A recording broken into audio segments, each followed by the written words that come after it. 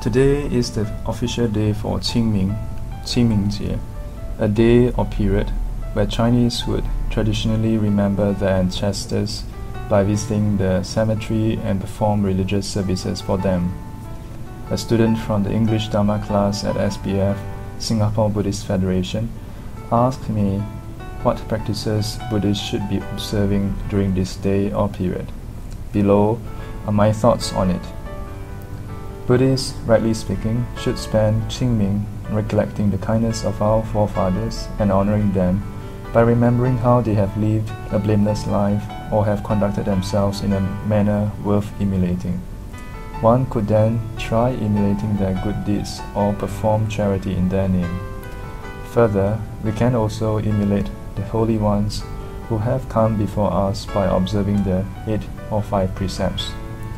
With all the positive merits accrued, one can then make a sincere wish, dedicating merits to them, wishing them well and having good conditions to learn the Dharma. In addition, we can and should reflect on how, while we depended on our parents and forefathers for helping in bring us into human rebirth, they, including many others, have also in some ways helped us in our lives and made it possible. Just consider how someone in modern society do not make any raw products ourselves. We depend on many faceless strangers to bring us the clothes we wear and food we eat daily. We also live in houses and apartments that are more often than not built by foreign workers whom we would never get to meet in our life, but whom we depend our lives on. We can reflect on how our modern life is possible because of the contribution of hundreds, thousands and millions of people out there working, eking out a living. But I paid for it, one may protest. It is easy to think that once we pay for a service or product, we do not owe others anything. While money is part of the equation, we often overlook how we owe it to the support and hard work of the innumerable, numerous and frequently faceless workers in order for our money to have any use or value at all.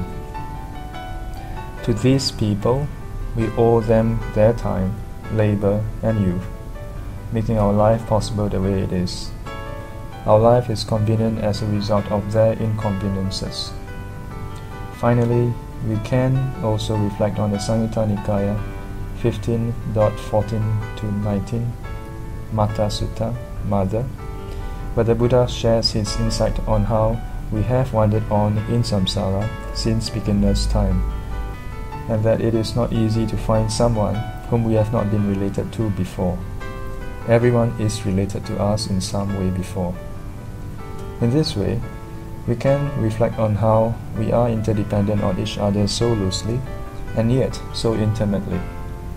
From there, we can develop deep gratitude towards both people who are close to us and those who once seemed to be complete strangers. Within this deep gratitude, then the self-centric tendency may be gradually worn away, and our hearts and mind may open up to others and truly care for them. In this way, we pay tribute and respect to all our forefathers from this life and the past, and repay their deep kindness meaningfully. That is how we can all honor the departed during Qingming, whether as Buddhists or non-Buddhists. So how will you spend Qingming this year?